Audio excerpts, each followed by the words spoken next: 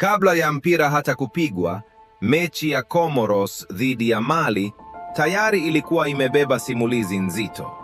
Kwa upande mmoja, kulikuwa na Mali, timu yenye historia kubwa barani Afrika, wachezaji wanaocheza soka la kulipwa barani Ulaya na uzoefu wa mashindano makubwa kama AFCON.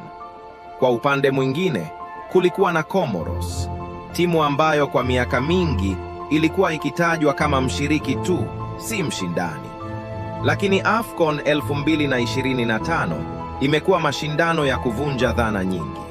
Na mechi hii ilikuwa ushahidi mwingine kwamba soka la Afrika linaingia zama mpya. Hii haikuwa mechi ya mabao, ilikuwa mechi ya akili, mipango, presha na hesabu.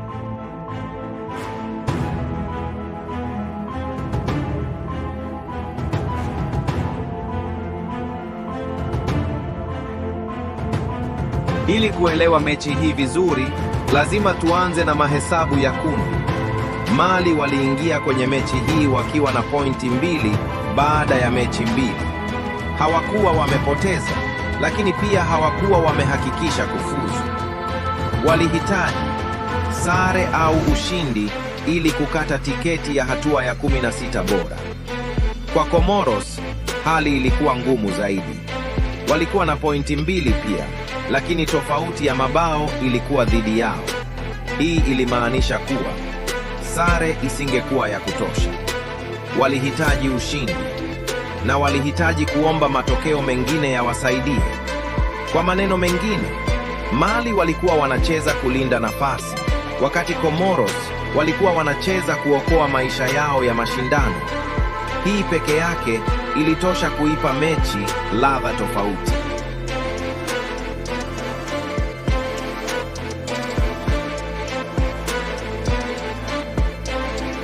Mali waliingia uwanjani wakiwa hawana haraka. Hili linaonekana kwenye takwimu. Umiliki wa mpira 68%, mashuti 13, lakini mashuti langoni 2 tu. Hii inaonyesha timu iliyokuwa inadhibiti mpira, lakini haikulazimisha mambo. Haikuchukua hatari zisizo za lazima. Kwa Mali, hii ilikuwa mechi ya tusifanye makosa. Walijua Comoros wangesubiri kosa. Walijua shambulizi la haraka lingeweza kuwapa adhabu. Ndiyo maana walicheza kwa tahadhari. Walizungusha mpira, walitafuta mianya, lakini hawakukimbilia lango.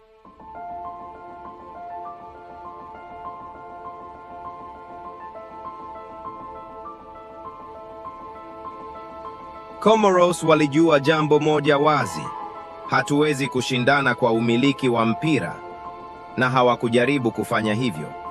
Waliruhusu Mali kumiliki mpira, lakini walichukua kitu muhimu zaidi: nafasi, muundo, umbali kati ya mstari.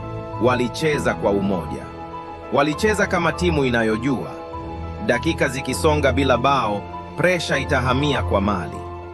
Kwa dakika 42 za kwanza, hakukuwa hata na shuti moja lililolenga lango. Hii si bahati, hii ni nidhamu. Haikuchukua hatari zisizo za lazima kwa Mali. Hii ilikuwa mechi ya tusifanye makosa. Walijua Comoros wangesubiri kosa. Walijua shambulizi la haraka lingeweza kuwapa adhabu.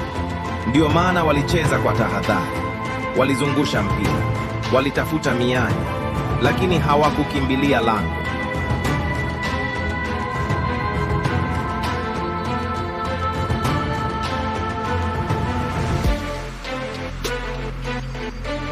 Kipindi cha kwanza kilikuwa cha kusoma mpinzani.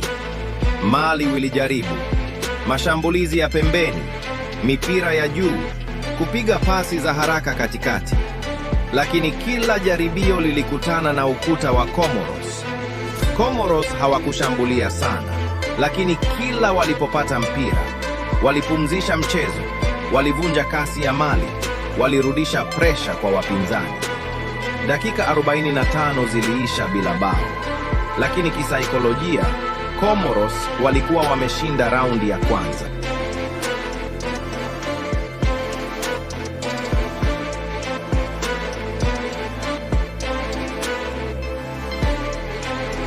Kipindi cha pili, Mali walionekana kusukuma zaidi. Waliongeza kasi, waliongeza idadi ya mashuti, lakini bado hakukuwa na ubora wa mwisho. Hakukuwa na maamuzi ya haraka langoni. Nafasi kubwa ya Mali ilikuja dakika 10 baada ya mapumziko. Shuti kali lilipigwa, likagonga mguu wa Nathan Gassama na kupita lango kwa tofauti ndogo sana. Huu ulikuwa wakati wa mechi. Kwa Comoros, huu ulikuwa ujumbe: bado tupo.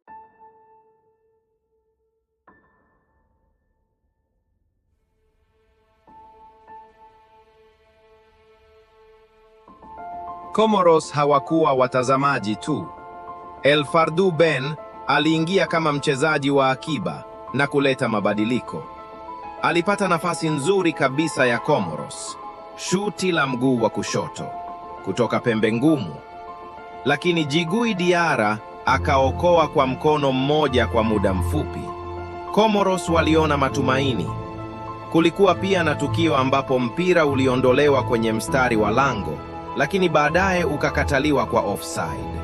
Hii ilikuwa karibu sana, lakini karibu haitoshi.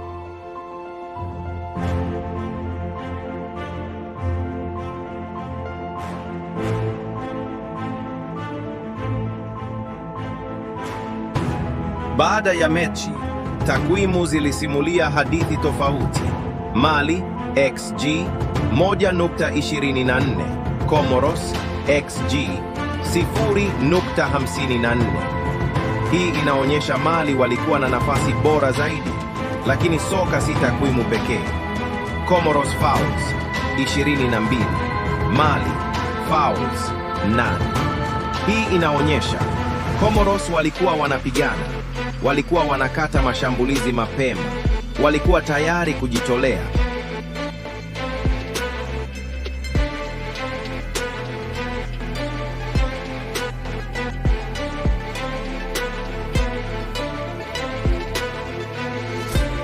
Dakika 2 kabla ya mechi kuisha, Mali walipata pigo kubwa. Gausu Haidara akaonyeshwa kadi nyekundu. Kwa dakika hizo chache, Comoros walijua hii ndiyo nafasi ya mwisho. Lakini hata wakiwa wachezaji 10, Mali walifanya kile ambacho timu kubwa hufanya vizuri zaidi. Walicheza kwa saa, walivunja mchezo, walilinda matokeo. Dakika ziliisha, bao halikuja.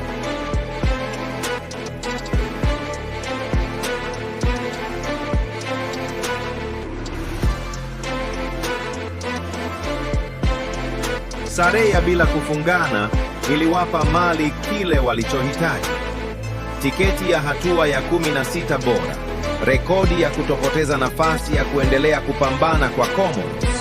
Pointi 2 hazikutosha. Tofauti ya mabao ikawagharimu safari yao ikaishia hapa. Huu ndio ukatili wa mashindano makubwa.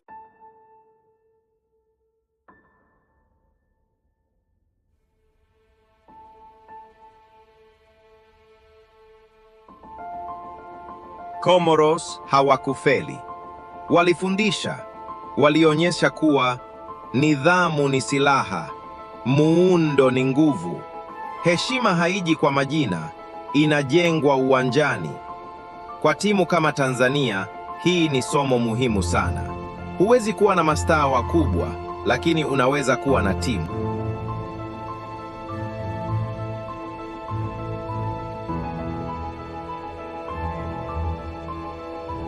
Tunaona nini AFCON 2025? Timu ndogo hazipigwi kirahisi. Vigogo wanalazimika kufikiria zaidi. Mechi zinakuwa za mbinu, si majina. Hii inaifanya AFCON kuwa mashindano magumu zaidi, lakini pia ya kuvutia zaidi.